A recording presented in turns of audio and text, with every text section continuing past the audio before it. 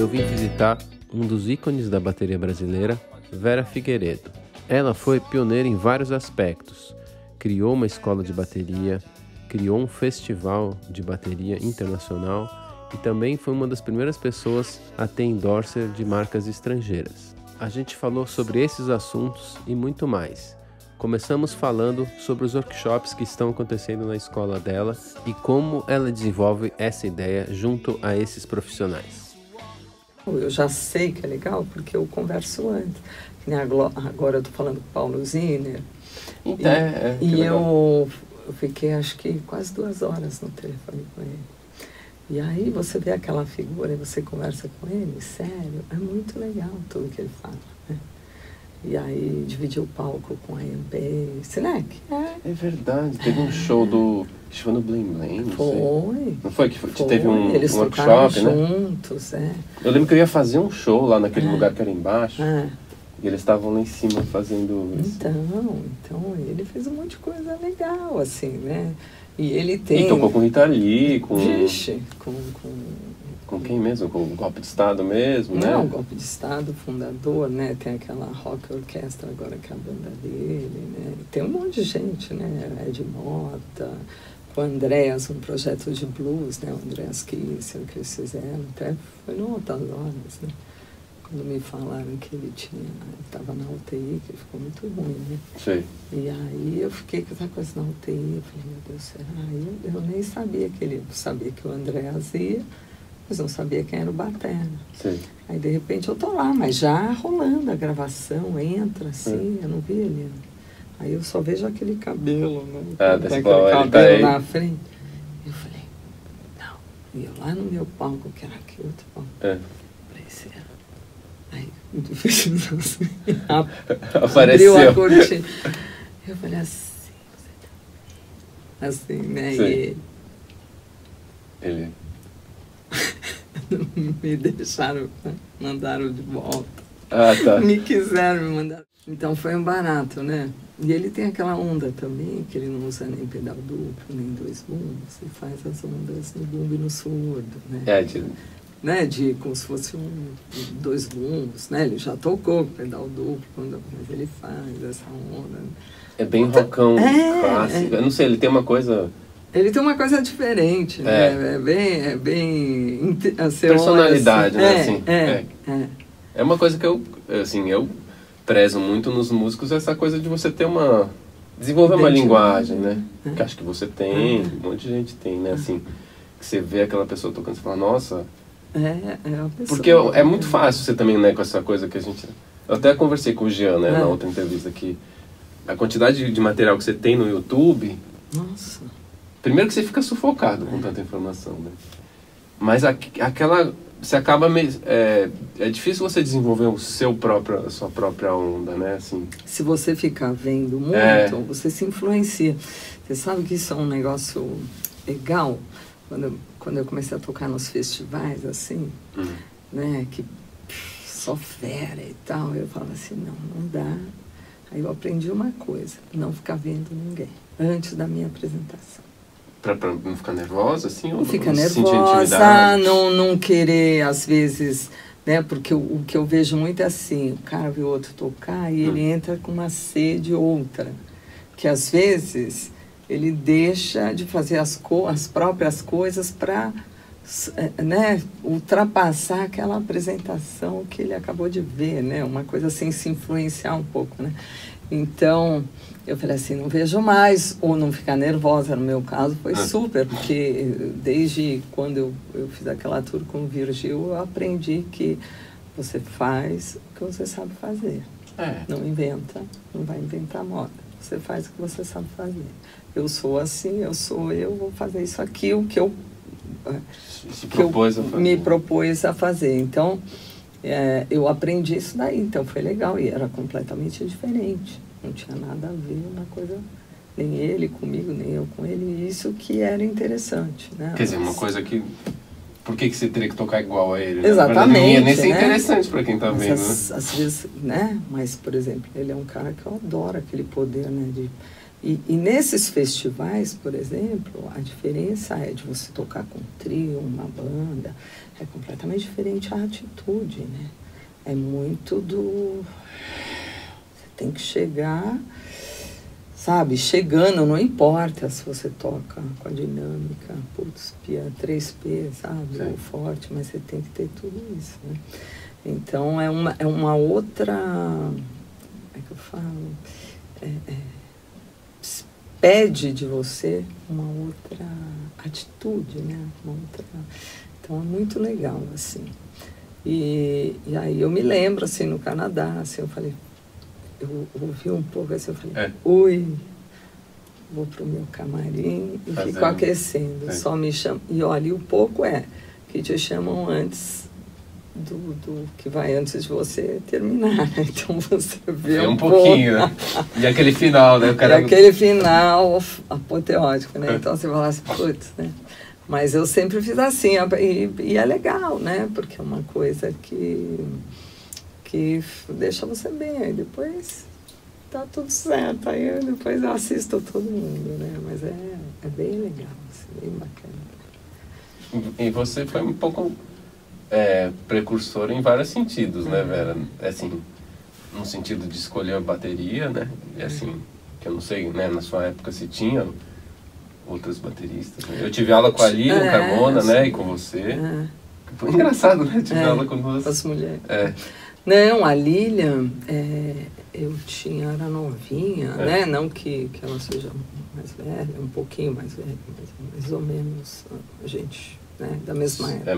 Meio contemporânea. Era um pouquinho mais velha que eu, né? Como o Duda também, um pouco mais velho, né? Então, por exemplo, o Duda Neves, né? A gente teve mais parceria na época, né? De fazer até eventos juntos, né? Sim. Com duas baterias, tal, coisa que não tinha, né? Que era difícil, né? E tocando junto. Né? Tocando junto, no mesmo palco, tudo. Mas ela tinha um amigo meu que tocava num clube harmonia de piano, né? Sim. Revezava justamente que era o Amilson Godoy, o Arnaldo, que já faleceu, e tinha uma cantora, e esse meu amigo falou, olha, você tem que ver uma baterista. E lá ela tocava com uma caixa, um chimbal e um prato. Né? Era isso, que era bem baixinho. Não tinha nem bumbo? Não tinha bumbo. Só tipo meio bossa nova? Uma coisinha só para... Né, como se levar o carrom. Sei. Né? E aí eu fui lá, e eu toquei, eu cantava, né? Então eu toquei, cantei um pouquinho e tal, né? Você tem uma outra formação também de piano? Tenho, né? Me formei em piano, aí é legal, porque... Isso ajuda muito. Né? Quando eu descobri, né, que eu podia fazer, né, com aquele estudo que eu tive, clássico, né, de conservatório, os 9 anos de piano, toda aquela coisa. Descobri aqui, né, o ouvido, né. O primeiro dia que eu ouvi, né, eu lembro que eu ouvi harmonia, ouvi como acontecia um improviso, né, dentro de uma música, coisa que eu falei, nossa, é isso, né, que coisa. E é legal que foi uma coisa que eu descobri sozinha, né, hoje a gente ensina, né, o aluno, né, a forma da música, fala, mesmo que ele não toque um instrumento de harmonia, você explica o caminho e ele... entender, né, auditivamente o caminho da harmonia. Exatamente, né? E que o improviso pode ser em cima da harmonia da música, ou da forma da música, das partes da música, ou então pode ser feita uma outra harmonia diferente, né? Depende do arranjo, enfim. Mas não tinha, né? O pessoal não ensinava a gente essas coisas. Ensinava muito pelo contrário, né? 4x4, semibreve vale 4. Coisa, né? E não é, né? Então você decorava isso, né? Que era isso, né? Mas é um barato, e depois a vida vai te ensinando, né? Você vai tocando, vai ouvindo, vai vendo os músicos, né? Então, e também não tinha livro, né, Rogério? Tinha livro do Jenny Cru, né? Isso aí lá... Você acha que isso é ruim ou é bom?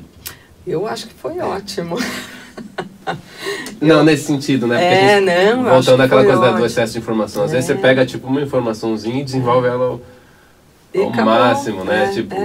O John Riley que fala uma coisa que eu acho, puxa, eu sempre falo dele, assim, primeiro que o livro dele, os livros dele, né? Mas esse primeiro livro dele, ele tem as frases... The Art of Bop Drumming, né? The Art of Bop Drumming. Que tem uns play-along super legais. Tem play-along, né? E tem que ele explica tudo, a forma da música, dá o caminho para você improvisar, com frases de um compasso. Pergunta e resposta. Pergunta e resposta, o que você deve, né? Então, acho muito legal. E tem lá frases dos músicos, dos bateristas, né? Então, não sei se você já viu, né? Então, tem umas coisas que são simples, né? Uma é do Elvin Jones, se não me engano, que ele fala, né? O que você supõe que um baterista deve fazer, né? Ele fala, manter o tempo, básico, né? Legal, se ele puder fazer alguma coisa além disso, ótimo, né? Mas o tempo não é negociável, né? Você tem que... Né?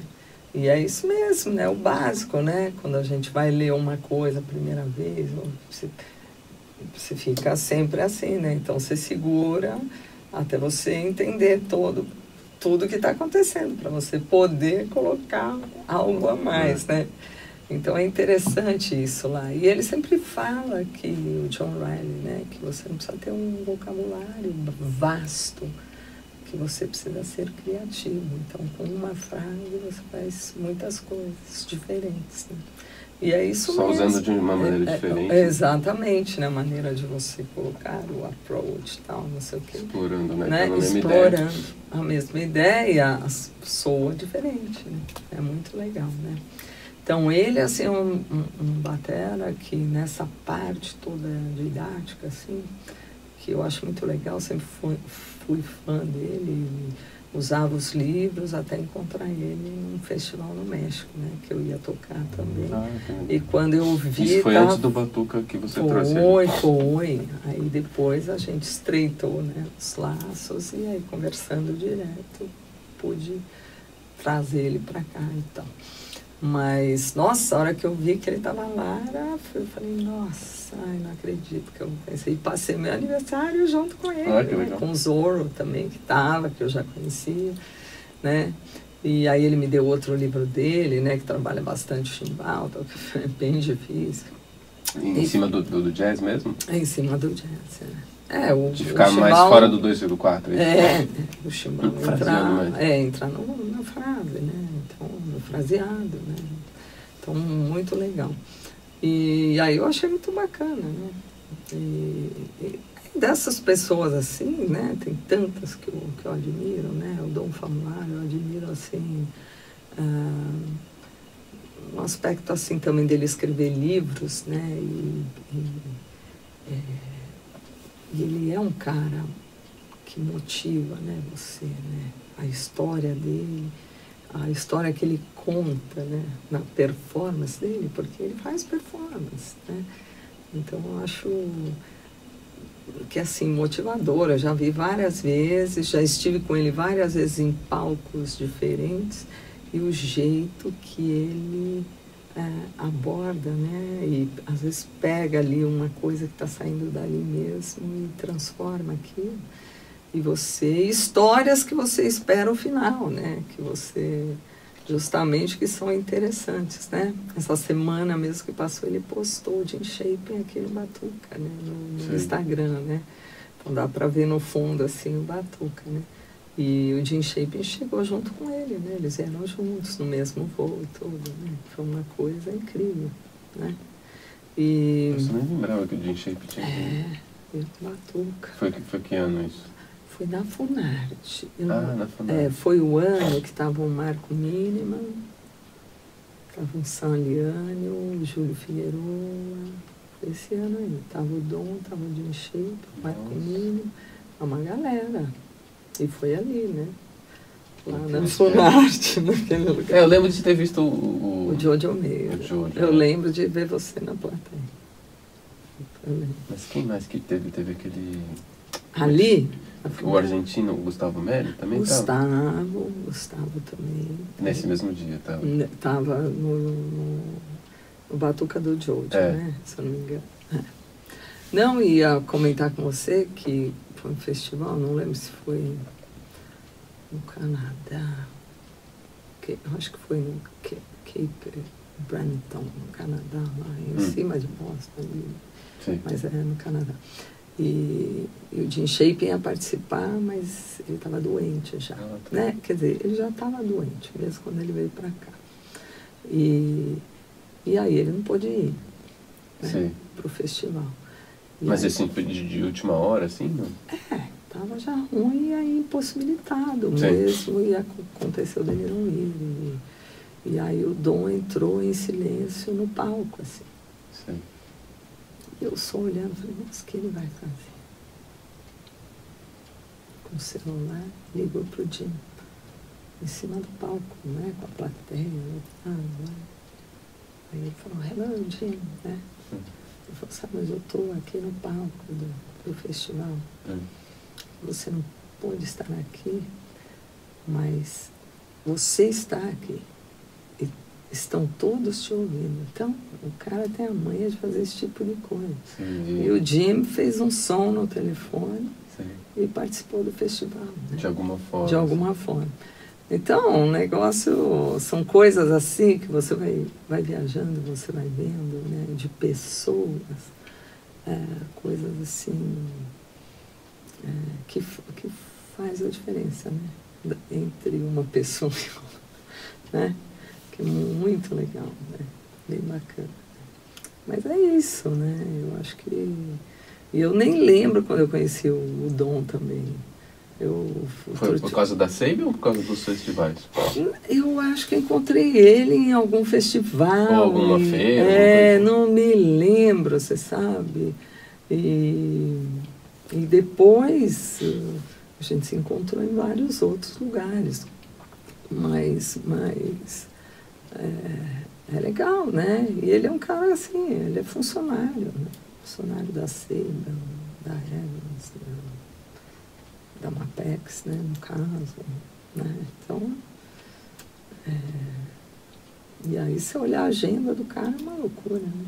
Cada dia está num lugar, né? Ele tem que idade agora?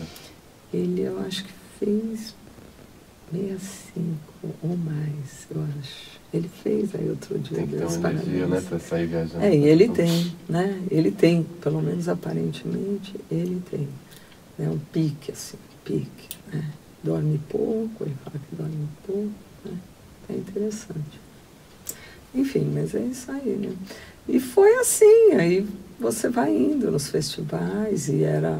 Não, os festivais são incríveis, né? Você encontra, né, Mike Mangini, Gabe Harrison, você encontra, né, o nosso... amigo Benny Greb. O Benny Greb, não, então, né? E o Eric Moura, agora, recente, né? Com o Benny Greb, né? E o Dom também, né? Mas você repara isso que você estava falando do começo, de você fazer a sua onda, você repara isso também, que cada um desses caras que são grandes, assim, também como você, cada um faz a sua onda, né? Ninguém fica tentando fazer... Não, né? Isso foi uma sacada que você teve, como... Não, ou você percebeu também que cada um, tipo... Eu acho que foi super natural, né? Porque, assim, eu tenho uma escola, Rubinho Barsotti em Trio, que sempre tocou para fora. Sim. Ele sempre tocou. E eu me lembro, assim, dele ser criticado por muitas pessoas por causa disso. Mas quando você viaja para fora, o pessoal manda ver, entendeu? E fica tipo... Não, né? Não é a vassourinha de um fio. Quer dizer, toca na vassourinha, vai tocar baixinho, mas tem um momento, explosão, né? O próprio John Riley, que eu falei dele aqui, nossa, ele tocando com o trio aqui é um poder, né? A coisa vai tomando um corpo, né? Que fica muito forte, é uma coisa de energia, né? Sim. Não é, né? E sempre alguém fala, e aí, não sei o que, você bate. Eu falei, você bate no piano, né? E o pessoal, não bate. Eu falei, então, a bateria também, a gente não bate, a gente toca, né? E eu tenho uma escola da noite, né? Toquei muito na noite, então eu aprendi a tocar baixinho. Também, né? Também, né? Então, eu acho isso muito legal. E com o piano também, essa coisa da dinâmica, putz, é super importante, né? Então, quando a coisa tem que chegar chegando, você chega chegando. Porque é uma coisa até que eu acho que hoje, por exemplo, você vai tocar num festival, uma coisa assim, o pessoal espera quebração, né? Ninguém tá, né? Outro dia eu toquei no festival, tinha só metal. Nossa. Eu entrei na balada com gasolina. Tem uma coisinha que eu faço de voz na parte B, e aí eu entrei com aquela... Também dá uma outra, tipo... Nossa, aí foi um choque, mas foi lindo, entendeu? O contraste, né? Importante, né? O contraste. Essa coisa também de você tocar muita nota e também tocar pouca, né? Tipo... Você Cansa. também tocar muita nota o tempo todo... Cansa. Você não aguenta, né? O ouvido Você não também. aguenta, você não aguenta. Chega uma hora você fala, pra onde vai? Não né? tem pra onde Eu estava ir, né? falando com o Paulo Ziner e ele falou exatamente isso, né? Em outros usando outras expressões, né? Como muitos bateras que vêm aqui usam expressões, né? Diferentes, né? E eu acho também interessante, assim, essa coisa da didática, né? E às vezes eu estranho, né? Porque a gente aprende, distribui aí na bateria, né? Faz orquestração, né? Que é uma palavra musical, né? Então, fala assim, agora vamos orquestrar. Orquestrar é a mesma coisa que você falar, distribui aí na bateria inteira, né? Então, só que é um termo assim, eu aprendi a usar esses termos, né? Então, vou fazer uma orquestração, né? Vamos trabalhar isso na bateria inteira, né? Enfim, né? Então, acho legal como, aquela onda lá do Kolayuta. Não, eu não falo aquela onda, eu vou mostrar aquilo que o Kolayuta faz e mostro na música, se precisar escrever, eu escrevo, né? Então, eu acho esse tipo de coisa, às vezes eu estranho, sim, mas eu acho também que é super válido também, né? Eu estranho, a Vera estranha, mas tá perfeito, eu entendi, mas eu acho que às vezes as pessoas não entendem. E aí sim, as pessoas não perguntam quem é. Tem gente que não sabe nem quem é o Kolayuta. Tem gente que, né? Uma amiga minha um dia me disse assim, eu namorava um cara que não era músico, e quando eu falei do Jacó do Bandolim, onde ele me pergunta, quem é esse Jacob? Jacob. Né? Quem é esse Jacob? E ela ficou injuriada que ele não sabia quem era. E eu disse, você não devia ficar injuriado, você deveria mostrar para ele quem é, como a gente faz com o aluno, né? Isso eu aprendi em aula. O aluno chega aqui, o que ele conhece? De repente, o que está rolando hoje. Ele não conhece. E até você talvez não conheça também, né? Exatamente. Ou poderia eventualmente não conhecer. Exatamente. Ou uma pessoa de uma outra profissão, né? Que tem uma coisa que é tão óbvia naquela profissão. E ela fala para você, mas como você não conhece? Um pintor vai, de repente, olha... Não sei quem é. Você não é obrigado a saber, a conhecer. Né? Então, acho que aí que, né, nós, professores e tal, entramos na coisa de explicar, né? E se eu não sei, eu vou também, eu vou pesquisar, porque realmente não tem essa informação para te passar, né? Vamos ser honestos, né? No que a gente faz e tal, sempre, né? Então, acho legal isso, né? Mas você acha que, por exemplo, essa coisa de você usar umas expressões que às vezes não cabem para um professor, é pela falta de experiência de dar aula ou... Não, eu acho, que é o tipo de visão mesmo. Eu não quero ser preconceituosa também, eu acho que não é preconceito, mas... eu acho que é falta de informação sobre aquela coisa exatamente, ou não ter... a didática, né? Isso, a experiência de aula. Eu acho que é isso. A didática. Porque você acabou vivenciando isso muito em sala de aula, né? Tipo, eu tenho que agir dessa maneira para ser compreendida. Porque às vezes eu posso falar uma coisa aqui que Exatamente. Aí você muda um pouco o seu jeito de falar, né? Exatamente, você acaba, né, mudando com as videoaulas também. Que eu gravei muita videoaula. E aí você tem que se expressar como, né? Do jeito mais... Aí você faz esse lance, olha, aí você... Não, posso gravar desse jeito, entendeu? Né? E acontece isso, né? Até com super profissionais aí que a gente... E eu acho que o pessoal poderia se preocupar um pouco, né? Também, né? Mas enfim, mas eu acho que aí é aquela coisa, aquela liberdade, né? Que aí o mundo tá assim, mas é melhor ter isso do que ter um monte de informação como a gente às vezes encontra aí, né? Errado, né? Como um colega da gente querer mudar o termo virada hoje, né? A gente sabe que não é virada. Por que é virada? É virada que criou-se essa palavra virada que é antiga, né? E falar, faz uma virada. Para que serve uma virada? Essa é a função da virada. A virada, ela anuncia partes da música, ou anuncia uma convenção, uma parte... né? Tipo uma preparação, Uma né? preparação. Não sei como é que você usa. É preparação? É preparação. É fio, né? Acabei usando fio. Às vezes eu falo fio, eu falo virada, né? Eu recentemente traduzi um livro da Berkeley, de bateria. Da Passarinho lá, né? Da Passarinho. E teve essa questão, né? De, puxa... Qual o termo? A virada. Então eles já estavam usando virada e acabou ficando virada. Mas eu acho que eu falei, virada todo mundo vai entender, né? Como tem um livro de um outro colega aí, o Léo Bandeira, que esteve aqui, eu conheci ele aqui, veio na Masterclass, ele fez um livro muito legal de teoria para baterista. Sim. Muito legal. E ele é carioca. E eu me lembro a primeira vez que eu fui tocar no Rio e que eu estava passando som e o técnico de som fala assim, contratempo, né? Eles são que toca o chimbal e tal, né? E eu deduzi que era, eu nunca tinha escutado, né? Que era o contratempo e tal. Então, você só pode usar desse jeito, né? Só pode tocar assim, só pode tocar no contratempo. Então, e na verdade é uma coisa... que não é, né? Que o contratempo, ele toca em todos os tempos. Faz qualquer coisa. No contratempo, no tempo, né? Você faz, né?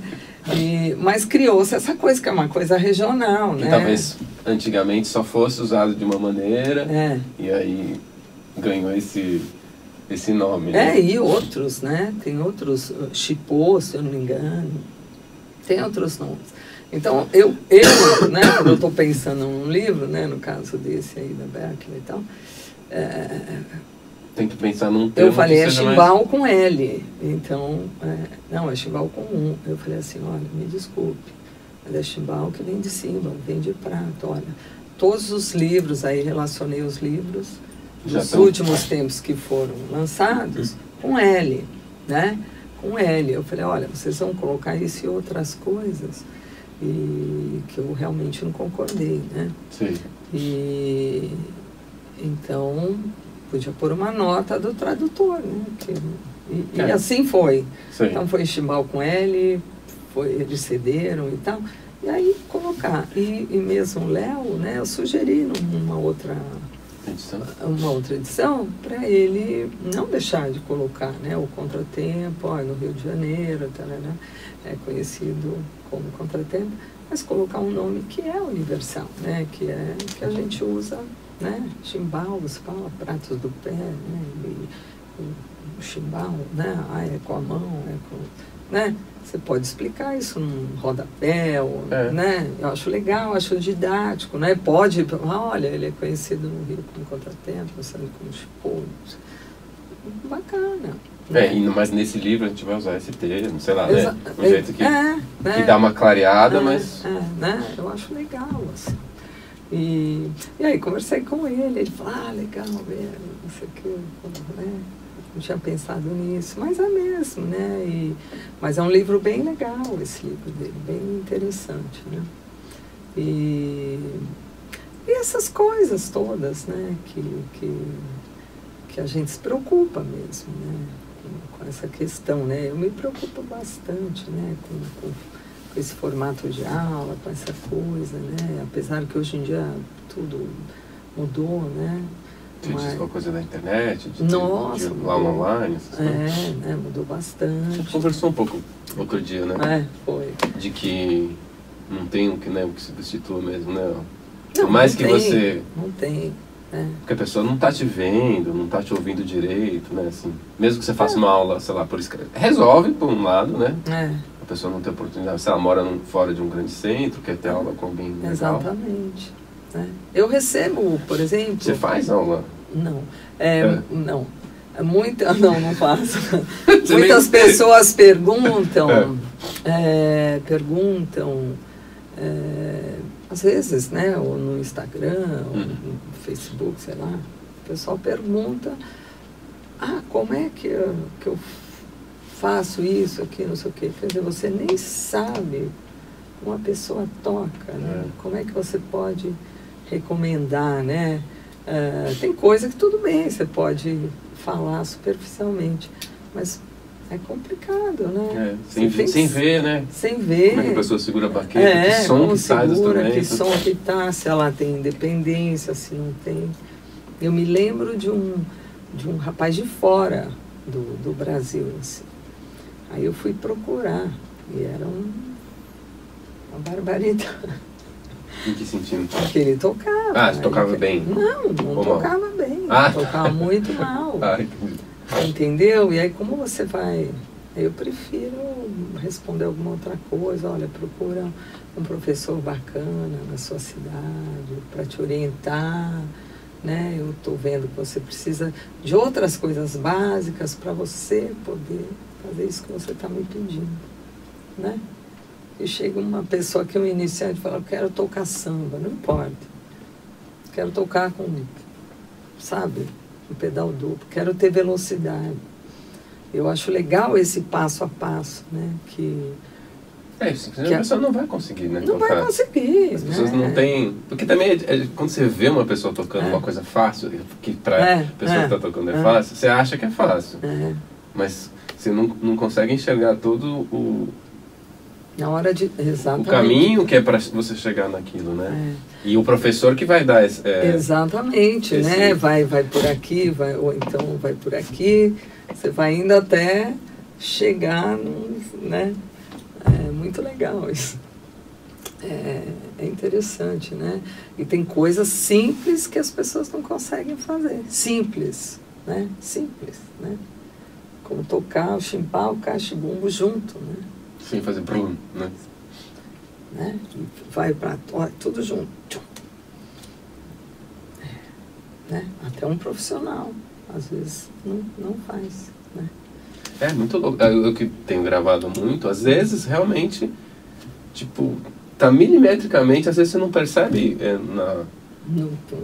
mas quando você põe um microscópio do microfone, assim, você vê que... Fala, pô, eu achei que tava junto, né? Tá quase, né? É um negócio que a gente, às vezes, é uma ideia simples, como você tá falando, mas para você executar mesmo... É uma coisa que... Pois é super interessante, né? É super interessante. E às vezes gravando, né? Acho que foi o Edu que falou, gravando, né? E sempre foi assim, né? Quando você grava, você acha que tá ótimo, aí você grava, você fala, ui, né? Você fala, putz, aí começa a fazer a limpeza, né? Tirar um monte de coisa e tal, e quando você ouve, você fala, pô, tá limpinho, né? Eu acho que é um super exercício, exercício, né? De você gravar e se escutar. Às vezes as pessoas não gostam, né? É engraçado isso também. De achar que... achar que tá ruim, enfim, Não, ou então tem resposta que eu já ouvi falar assim, é humano, né? Se for para ser assim tão perfeito, eu ponho uma máquina e fazer, né? Como o clique também, o clique ele é amado e odiado, né? O metrônomo. Eu falo, como assim? Porque desde quando eu estudo piano, eu uso o metrônomo. na escola clássica. É aqueles... Que era eu me canso também desse negócio de banda de mulher, sabe? Ah, entendi. Porque eu acho assim, quando tinha o Cali, né, a banda Cali, uma banda instrumental, né? E ela chegou num formato de quarteto, que ficou legal depois. Que era a G, você... A G, a Renata, e a Liz no final, foi a Liz, mas teve a Mariô, teve a Thalia. A Mariô tocou no canto? A Mariô é da... original. É original, né? Depois teve também a Lilu, né? Junto com a Liz, depois saiu a Lilu, ficou só a Liz, ficou nesse formato, né? Mas vocês acompanharam o Rich, não foi? No auge do... Acompanhamos com mais músicos, né? Ah, tá. Tinha mais músicos, tinha saxofone, que é uma coisa que eu achava legal, porque naquela época você não via mesmo mulheres instrumentistas tocando pra caramba. E eu sentia falta, sabe? Eu falei, poxa, por que tem que ficar esse clube do Bolinha assim, né? Então, eu fazia muitos encontros, né, com a banda do Bocato, mais uma guitarra, era o Faria, o Bocato, a gente... Puxa, aquilo para mim, nossa, era o céu, porque... E convidados, né? Então, Cali e convidados, que dava uma outra cara também pro som, né? E eu gostava muito, sempre gostei muito. Assim. Dessa mistura. Dessa mistura, porque... Né? Aí você fala, não, porque a mulher vai pôr uma pessoa que não tem aquela energia, né? Eu sou muito assim, de energia, sabe? Eu acho que você faz um som que te leva para cima, ou você toca com músicos que te puxam para mais, que você exigem de você. Exigem de você, um som que exige de você, né? Então... Eu acho isso demais, entendeu? Eu sempre gostei, né, de desafios e tudo. Então, quando fica uma coisa assim, estacionada, sabe? Eu não aguento ficar muito tempo. Assim, eu tenho esse faniquito. Não, mas é verdade, né? Porque eu falo, legal, já fiz, bacana, foi bom. Mas... né? Não exige de você, né? Eu acho que a gente vive muito disso também, de buscar mais coisas, né? De estudar sempre, né? De pesquisar, ouvir novos músicos, nossa. Mas acho que é uma coisa sua de personalidade, né? Porque às vezes tem gente que gosta, né? Se sente seguro quando tá num ambiente que tá daquele jeito. Conheço vários músicos assim, que estão sempre na mesma... É mesmo? Puxa vida, olha que interessante ouvir. Não, é verdade. Que estão satisfeitos ali e tal, ou tá num trabalho que... Nossa, Deus me livre, né? Eu falo assim, às vezes eu penso assim, poxa... Aí, não, mas isso é legal demais, né? É legal, e às vezes pessoas que falam pra você, você chegou onde chegou? Aí eu falo assim, aonde eu cheguei? Sabe? Se você chegou ali, não vai para mais lugar nenhum. Não, sabe? Né? Eu me lembro quando eu estava na TV, aqui na porta mesmo da escola, aqui do BBF, eu ouvi pessoas falando assim, aqui, ela toca lá. Mas aqui é a escola dela. Mas acho que ela não dá mais aula. Porque eu estava lá, então, estava num... Sabe? Porque... Eu falei, olha o que as pessoas pensam, né? Que você tá lá e você atingiu o seu, né? Que talvez para algumas pessoas estar na Globo seja o ápice, né? Pois é. Não, até eu uma entendo coisa legal, dessa maneira, eu acho legal. Mas existe vida fora da Globo, existe vida muito legal. Minha vida sempre foi fora de lá. Eu acho legal, foi um trabalho bacana. Um trabalho também que eu podia mandar substituto, que para mim era muito importante. Né? Não ficar totalmente preso. Não, foi... Isso foi uma conquista, assim, ou desde o começo? Uma conquista, e no começo, o que me fez até não assinar carteira, né? Eu nunca tive uma carteira profissional, né, de trabalho, era isso, né? Essa prisão, né? De não poder fazer outra coisa, né? Então, mas aí tem que ganhar um salário astronômico para isso rolar, né? para você não fazer outra coisa. Exatamente. 100 mil reais por mês, aí tá beleza. Aí você fala, bacana, então vou ficar aqui. Não vou faltar esse dia de gravação nunca. Né? Então, eu não faltava, obviamente, para tocar num bar ou numa coisa. Mas né? Coisas, projetos né? legais. Porque no bar você pode ir, a gravação é quinta, posso tocar na terça, na quarta, enfim. Mas quando eu tinha uns projetos legais, né? Então foi legal, assim, também, da parte do Serginho, né? Sim. Abrir essa concessão. E também vocês também não abusavam, né? Da boa vontade, imagina, era só uma coisa de... Não, quando realmente... não sai, né? Imagina, isso vai faltar. Mas tiveram épocas que eu faltei um mês, assim, né? E aí você botava quem no lugar?